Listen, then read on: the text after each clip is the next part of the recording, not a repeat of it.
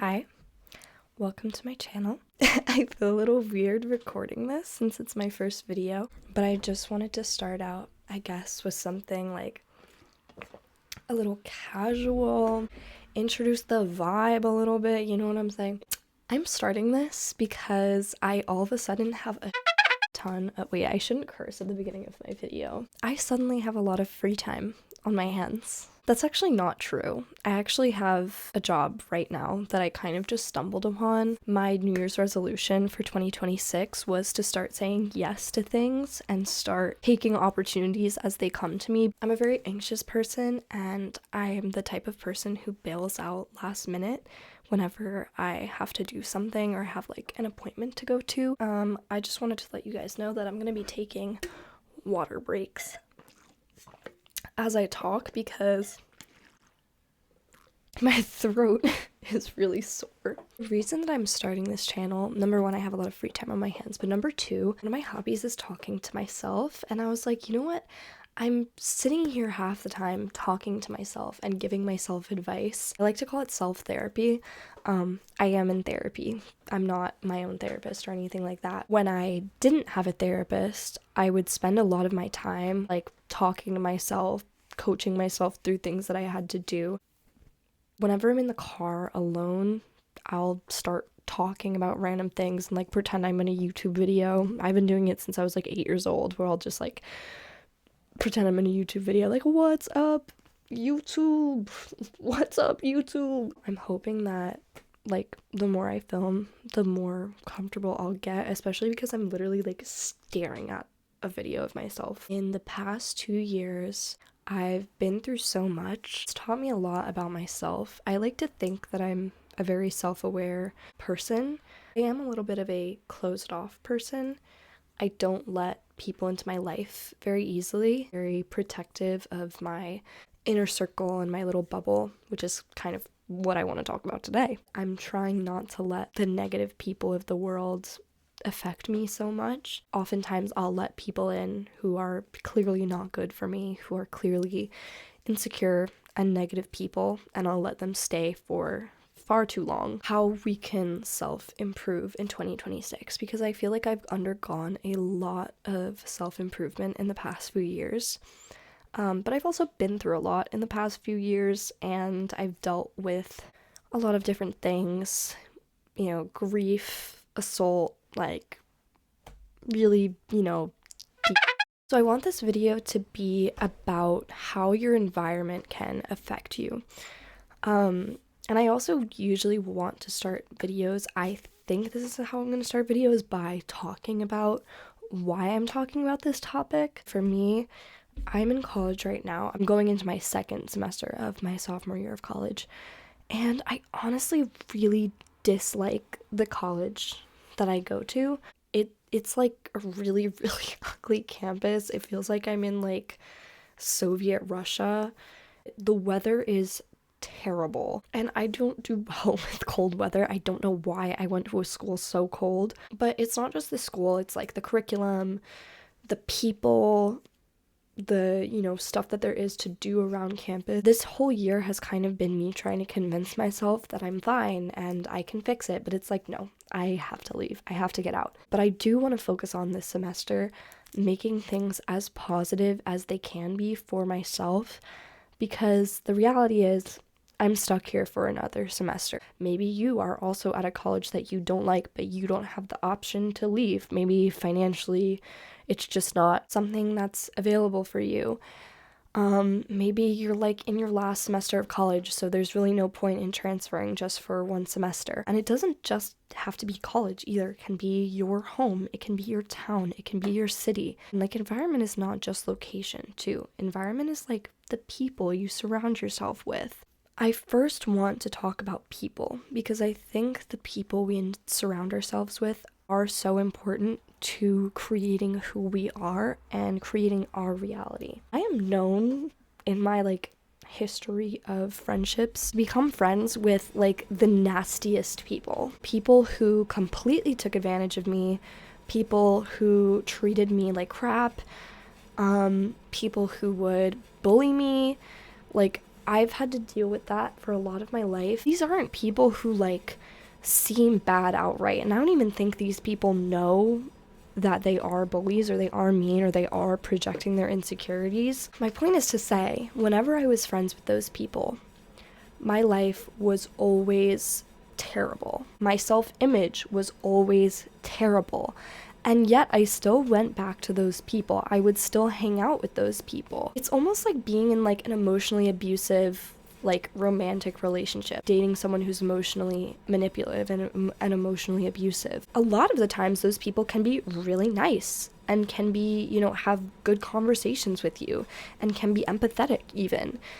But then there's like those few moments where they'll make a backhanded comment about you. Maybe they even physically hurt you. I had a friend who used to like hit me as a joke. But that was an unhealthy relationship, and that was an unhealthy negative interaction. A lot of times, these friends were girls who were very clearly insecure about themselves. They constantly needed like validation about how attractive they were and about how good they looked. And they would put me down for my body, for my face, for my looks. I had one of these girls like constantly making fun of the size of my nose for being too skinny. It just made me feel terrible. But it also put me on edge. I was constantly on edge around these people, like tiptoeing, making sure that I wouldn't anger them. Because also sometimes like these people would kind of just pop off at me out of nowhere and like get super mad at me or yell at me. Your friends are part of your environment too. And when you're in a bad environment and you're friends with people who make you feel like that, who make you feel bad about yourself and insecure, and are negative people who clearly think badly about themselves, you're not going to feel good about yourself either. If you're striving to be a better version of yourself, why would you hang around people who are constantly making you feel like you're the worst version of yourself? Why? Why would you stay friends with those people? I have left friend groups before because of one person in that friend group and been alone for months. Leaving a negative situation will always do you more good than it does you negative. It will always do you more good. I'd personally much rather be alone than be in a situation where I'm constantly being berated. I'd rather be alone and not be surrounded by anyone than be surrounded by people who treat me badly, because that gives me the time to build my self-worth, to make myself a better person. Those months following when I left that friend group were pretty bad. I was lonely. I went from having a lot of friends and hanging out with people all the time to constantly being alone. But it allowed me to connect with my family more. It allowed me to find my self-worth. It allowed me to make friends with new people who I wouldn't have met otherwise. I just recently left a friend group, actually, for kind of the same reason that I left a couple of my other friend groups, where there was one person in the friend group who I felt like mistreated me. Definitely not as bad as like some of the other experiences I've had before, but I just didn't feel like I was getting much out of this group. Think about it this way. If you're someone who doesn't smoke and you're hanging out with 6 smokers, you're gonna become the 7th smoker. If you're hanging out with 6 wildly successful people, you might become the 7th successful person. The chances of you becoming like the people that you're hanging around are so high that it is simply not worth it to hang around people who do not match your values and your lifestyle. If you want a lifestyle where you get up early every day and you go on a little morning walk and you make yourself a healthy breakfast and, you know, you go about your day and you're very productive and you go to bed at a reasonable time, why would you become friends with people who stay out until 3 a.m., smoke all the time, drink all the time, don't eat healthy, don't wake up early, like day drink and stuff like that? Why would you hang out with people like that? If you hate going to parties, like I love a good party, but only every now and then. I'm not the type of person who goes to a party once a week. If all of your friends are going out and partying all the time, you probably will too, even if it's not something that you enjoy. If all your friends are drinking all the time, there's a high likelihood that you will start drinking. There's probably at least one person in your life who's a bad influence on you, or who has some influence on you, like whether it be good or bad. My best friend is one of the most productive people I know. I like being around her because she motivates me to do better. All of my best friendships are friendships with people who motivate me to do better because they themselves are productive, healthy people who have lives that I want to live, the type of lives that I want to live. And being friends with those people has genuinely influenced my life to be better. But when I was friends with people who smoked all the time, drank all the time, were gossipers and mean and nasty and talked, crap about people all the time, those people influenced me to do those things, and I never felt good about myself. Why would I feel good about myself if I'm constantly drinking, smoking, and gossiping? Why would I feel good about myself? I think a big part of this too is like, you really have to ignore the fear of you being alone. I think there's such a stigma, especially among people between the ages of like 15 and 25, where the idea of being alone is like so frowned upon. You have to have your social circle and you have to have your close friends. Like, no, guys, I have like 3 friends, maybe 4. Yeah, 4. 4 friends. I have one like really, really close friend. She's been my best friend for like 6 years. And then I have like 3 other low maintenance but really close friendships.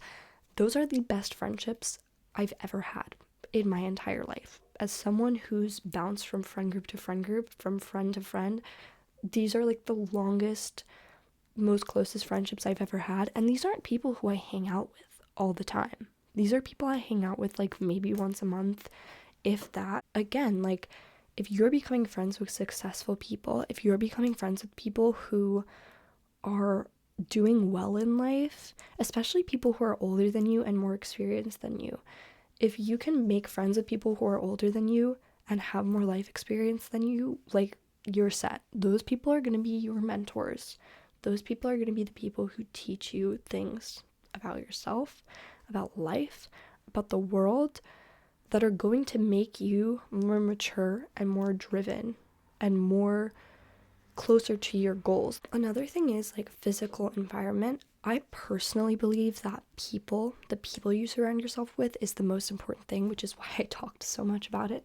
But physical environment is important too. Your bedroom, for example. I'm only in my bedroom like over breaks and over summer, but when I am in my bedroom, I try to keep it clean.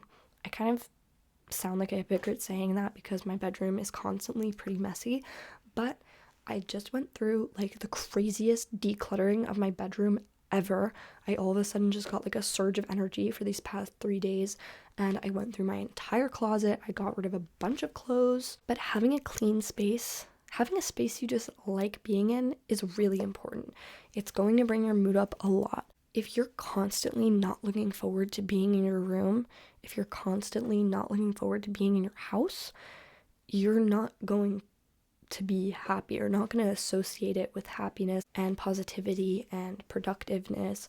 I do the majority of my homework in my room or in my dorm room when I'm at college.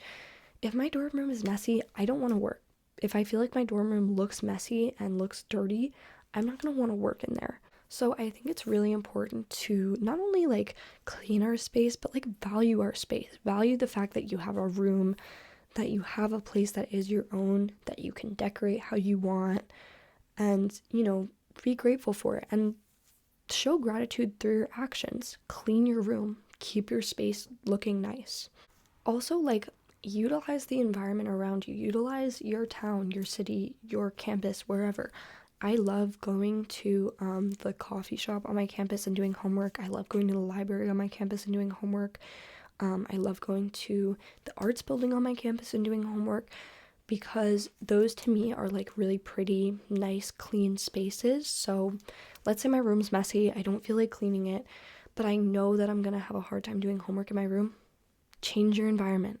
Go somewhere nice and clean and an environment where you know you can be productive.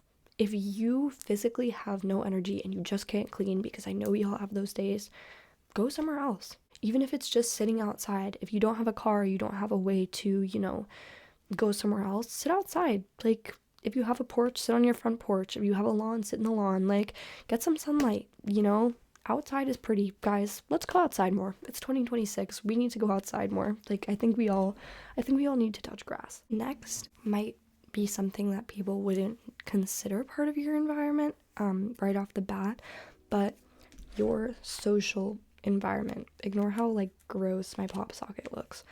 Back to the point, social environment. I love social media.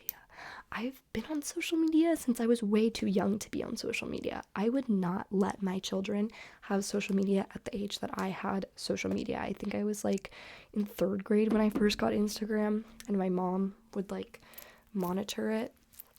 But social media, first of all, stay off of social media. Like, if you can hold yourself back from it, just don't go on social media. I love scrolling on Pinterest. I think it's so much more productive than scrolling on like TikTok, and it's also so much more easier to just get off of than scrolling on TikTok. But I understand we all have to scroll sometimes. I end up scrolling TikTok most days anyway because I'm looking for like new TikTok trends and new videos to post. The people you follow on social media can affect your environment and your mental state too. If you follow people who are always posting about what a bad day they're having, people who constantly post about how terrible of a day or a week they're having, maybe they're posting it for attention because they're lonely, maybe they're just posting it because they want somewhere to rant, don't engage with that content. Don't even look at that content. If you want to keep following that person, like, just don't view their story. Don't view their content. It can be very consuming to view that content all the time. Sometimes even to be like, oh my god, like, I can't believe this person's posting this. Like, I would never post this on my public story. But, like, don't view it. What a waste of time. What a waste of time to view someone, posting that stuff. And, like, you can always shoot them a DM and be like, hey, if you ever want to talk, like, I'm here. Even if it's someone you don't know, if you're in the mental space to give someone else advice, you can DM them. But in general, don't consume content like that. Same thing with like people's lifestyles. If you're jealous of someone and if someone makes you insecure, whether it be like their looks, their life, unfollow them. 99% of social media is fake anyway. You don't need to follow them. And if you can't unfollow them because they're like your friend or whatever, block them from your feed. Block them from your feed so that you don't see their content. I know you can do that on Instagram. I don't know if you can do that on TikTok. But in general, just don't view their content. If they make you insecure about yourself, cut them out. Don't cut them off if they're like your friend, but cut them out of your Instagram feed. Same thing with lifestyle too. I know I talked about this before, but like, if you are trying to like be a more productive person and you're trying to cut out, let's say you're trying to cut out alcohol and smoking from your life and you're trying to party less, don't follow people who are constantly posting themselves at parties, constantly posting themselves drinking, because not only do I feel like, that's going to influence you to want to do those things because you're going to get FOMO. Inevitably, I feel like you're going to get FOMO. Number 2, social media really glamorizes those things. Like, you're way more likely to get FOMO from like a really aesthetic party photo that was like one little snapshot of what could have been a really crappy night. You're more likely to get FOMO from that because it's like the romanticized version of what actually happened. Because in reality, I really hate parties. I rarely go to a party that I actually enjoy myself at. But when I see a photo of like what looks to be a really fun party and it's just this one little snapshot of it and it looks so aesthetic and fun, I get jealous. I get FOMO immediately. But I try not to view content like that anymore because in reality, the party probably wasn't that exciting anyway. Like, it probably isn't as exciting as this one photo is making it seem. Same thing with like the content you consume. I love true crime. Or I don't love true crime. I don't love that true crime happens. That's not what I mean. But, I love a good documentary. Content like true crime and content that's like really negative and depressing can in turn make you really negative and depressed or even like numb.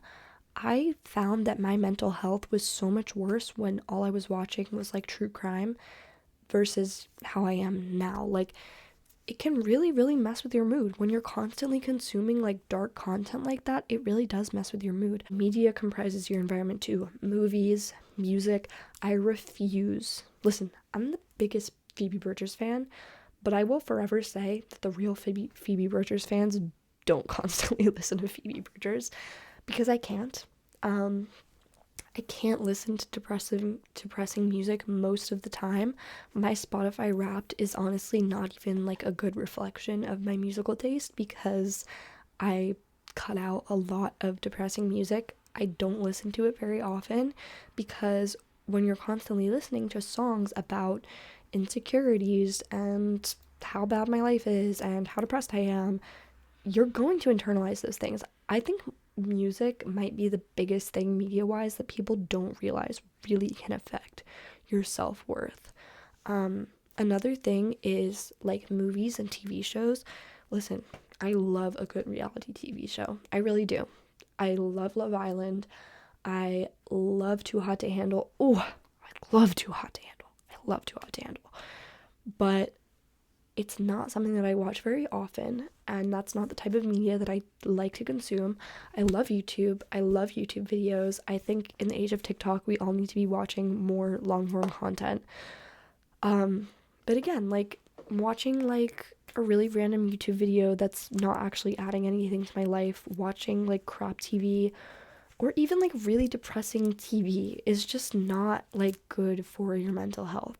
I try to watch TV shows that are like uplifting or about successful people, things that will like add to my life, add to my values. I've recently gotten back into watching anime because I watched so much anime as a kid, but I'm a really big romance anime person. I love romance anime. I love shoujo anime. I'm also the biggest Miraculous fan. I love Miraculous Ladybug. I wonder, I have my, which edition is that? I think that's volume 3 of the Miraculous manga. I love Miraculous. I've been watching Miraculous since I was in 3rd grade. It's been 11 years. No. 12 years of me watching Miraculous. I love Miraculous. Moving on. But again, like, I love Miraculous. It makes me feel so happy whenever I watch that show. It's so nostalgic for me. It makes me feel good about myself. It makes me just feel like I wish I was like this French girl who lived in Paris and my parents owned a bakery, and I wish I was a superhero. But I'm not. But it's okay. Like, watch shows about like people who you want to be like. I'm not really sure what else to say on this topic. I'm not really sure how to close out this topic. But I think this is going to be the end of the video. If you liked my content, I guess like the video if you want to like the video. Subscribe to me, I guess, if you want to subscribe to me. And let me know anything you want me to talk about.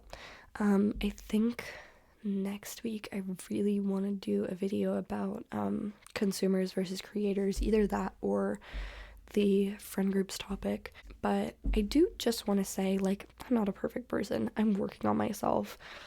I'm always working on myself. Everyone's constantly working on themselves, whether for good or for worse.